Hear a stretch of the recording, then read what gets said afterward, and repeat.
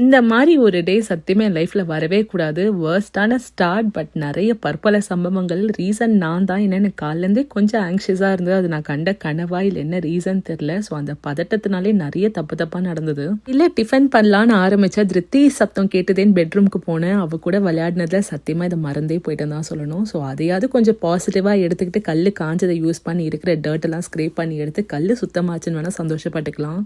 ஆனா இதுதான் ரொம்ப கொடூரமான விஷயம். பக்கத்துல பால் வச்சதும் சேர்த்து மறந்துட்டேன். க்ளீன் பண்ண தவாவோட சேர்த்து போன மாதிரி நான் க்ளீன் பண்ண பிறகு இந்த விஷயம் நடந்ததுனால பால் வெடிச்சு மொத்தமா சிந்தி செதறி ஃபுல் டிசாஸ்டர் தான். ஆல்ரெடி நான் அடவாத்தனால ரொம்ப சூடா இருந்ததுனால இருக்கிற சூட்டுக்கு நல்ல கிரிப்பா பிடிச்சிருச்சு. ஸோ டபுள் த ஒர்க் தான். இதெல்லாம் க்ளீன் பண்ணி எடுக்கிறதுக்கு எனக்கு கிட்டத்தட்ட ஒரு 1 hour ஆச்சு. சரி இதை முடிச்சுட்டு காஃபி குடிச்சாதான்டா டே நகரும்னு சொல்லிட்டு ஒரு காஃபியை முதல்ல போட்டு குடிச்சாச்சு. இன்னைக்கு ஃபுல்லாவே நான் வாட்டர் டயட்ல இருந்தேன். மேபி அதனால வந்த சைட் எஃபெக்டான்னு தெரியல. ஸோ சாப்பிட்ட பிறகு கொஞ்சம் பரவாயில்லையா இருக்கு. அண்ட் நெக்ஸ்ட் என்னெல்லாம் சம்பவம் நடந்ததுன்றதை அடுத்த ஷார்ட்ஸ்ல பார்க்கலாம்.